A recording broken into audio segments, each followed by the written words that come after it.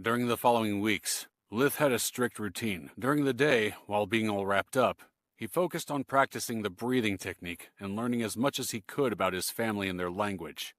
At night, he practiced magic until he fell asleep completely exhausted. He started over again as soon as he woke up and until Alina got up for the day.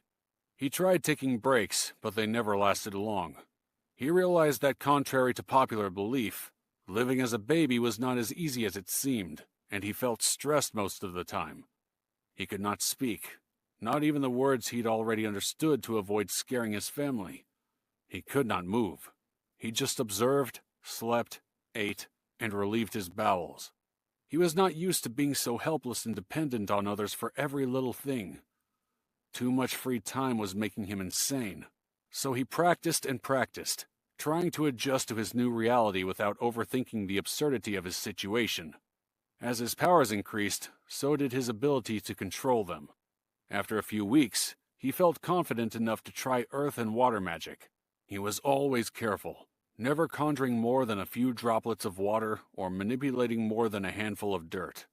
He discovered how to make the elements float in mid-air or change their shape and size by continuously feeding them energy. He shifted his night training to focus on control rather than power. His energy was very limited, and he preferred doing perfect but fewer elaborate tricks rather than many incomplete ones that could blow his cover. No matter how common magic was in this world, Lyth knew that a baby doing it would be shocking and even terrifying. Lyth was afraid that his family would abandon him, or worse, kill him. He was scared of death again because he had too much to lose. What were the odds of finding another world where magic existed, and being surrounded by a loving family? The chances were 0. He needed to play his cards well and as close to the chest as possible. Before revealing even a hint of his talent, he had to know how this world would react. How much talent was considered good? What was the line between being considered a genius and being labeled a monster? The only relief from all these worries was his constant training. After 3 months, he had become good enough at silent magic that he decided to try fire magic on the fireplace. The fire was already lit. While everyone was busy talking and having breakfast, he tried making the flames dance at will. It didn't work because the flames were too strong, and the distance between the table and the fireplace too big for his energy to have any effect. Still, he kept at it. He could sense the magic flowing from himself to the fireplace. It was a good training technique used to expand his energy range. The only downside to all this training was that he was constantly hungry. Luckily, he was still nursing, and Alina had no shortage of milk. The following month, Alina started weaning him. This event was meaningful for 2 reasons. The first was that he noticed food was in short supply in his household. Even with his limited vocabulary, he could read his parents' worried expressions every time they fed him. Despite being a cold-hearted, cynical misanthrope at his core, Lyth couldn't help feeling guilty about it.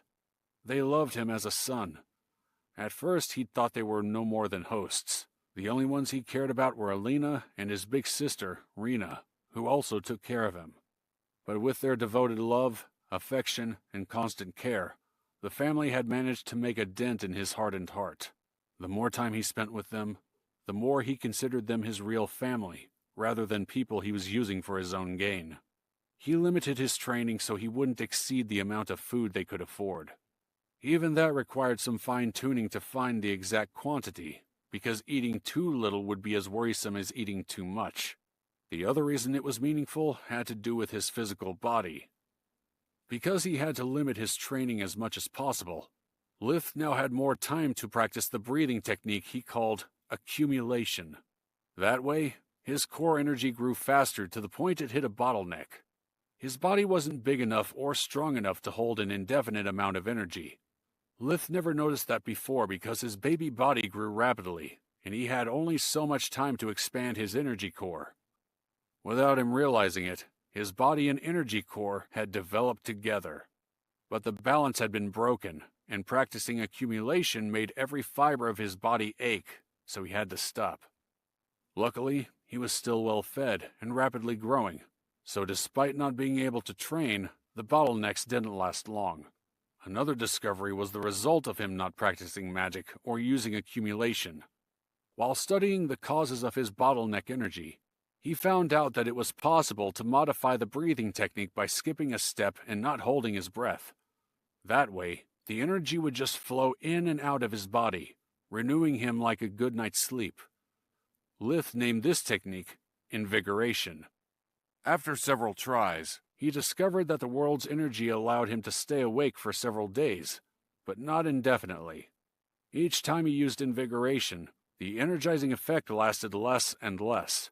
Only sleeping reset its effectiveness. But the most important discovery, as usual, was made by complete coincidence. After adjusting his food intake, Lyth's greatest enemy became hunger, but not the craving type that can be fixed by eating a candy bar or a piece of fruit. This was the type of hunger that never went away, always lurking, even right after he'd had a meal. And even though he was not starving, it was a completely new experience for him. Even with all the misfortunes of his first life, food had never been an issue. He had always been able to eat to his heart's content, and he could even afford to be picky about his food. But now, he was so hungry that he ate every meal until the last scrap. If it had been allowed, he would have not hesitated to lick the plate clean. In the good days, when the portions were larger, the hunger was like white noise, annoying but easily ignored. During the bad days, though, either because the rations were smaller or because he practiced magic and consumed too much energy, the hunger would be unbearable. He would be so hungry sometimes that he experienced headaches all day long, often feeling lightheaded and incapable of focusing. He thought and dreamed restlessly about food. Of course, he was not the only hungry one in the family. His siblings Orpal and Rena were often tasked with feeding him. And while Rena had a big heart and strove to be like her mother, Orpal grew angrier and hungrier by the day. He often daydreamed of the days when he and his sister were the only children in the house. Now, Orpal not only had to fight each day for his parents' attention, but also for food and clothes. He used to have a room to himself, but now he had to share it with his other brother, Trion. And it was just a matter of time before Lyth would come to take away what little personal space he had left. Orpal could not understand why a family as poor as his own would keep making kids. And it was the winter season, so there was not much work to be found. That meant food supplies were low and had to last until spring. It was the toughest time of the year for all farmers and their families because food had to be divided not only between the people, but also between their animals. Orpal was so sick of seeing Lyth eat all the food that he started calling him Leech. So, whenever it was his turn to feed the little vermin, he would take some portions for himself. But Lyth was not easily bullied. As soon as Lyth noticed that the food was not coming toward him, he would cry his eyes out, and Alina would run to his side, foiling Orpal's plan. Lyth never cried unless he needed to be fed or changed. Since he would never cry wolf, his parents took every wail seriously. That day was really bad for Lyth. He was starving because of his growth spurt, and it was Orpal's turn to take care of him. Both their parents were out, tending to a cow who was suffering from frostbite. So Orpal took the plate full of creamy soup and gulped down a full spoonful. Lyth immediately cried, but there was no one to hear him. "Cry all you want, Leech," Orpal said. By now, Lyth was able to understand most of the common words, including Orpal's mockery. "Today is just you and me. No mom in shining armor to rescue you," he said, having another ration of the soup. Lyth was going crazy from hunger. Once again, he was helpless. His magic was useless in his time of need. What could he do without blowing his cover?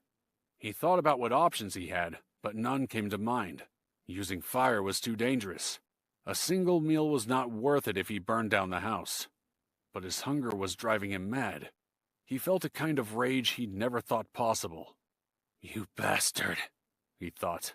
"Feeling tough taking food from a baby?" He saw Orpal going for another spoonful. His meal was already half gone. Lyth's anger reached a new peak. His hatred burned like fire. "You are not my brother," he thought with fury. "You are nothing but a filthy thief. Complete and utter trash. And then, instead of a click, he felt something break inside of him, like a dam that could not hold the raging waters any longer. I hope you choke on that spoon, you bastard! Lyth shouted while waving his arm against Orpal. And then it happened. Lyth felt the energy radiating from his body, reaching the spoon already in Orpal's mouth and pushing it down with fury. Orpal choked and, after removing the spoon from his throat, he puked everything he had. Lyth was so astonished by his actions that he almost forgot about his rage and hunger. He had discovered something wonderful, a power no one else in his family seemed to have. Lyth had discovered spirit magic.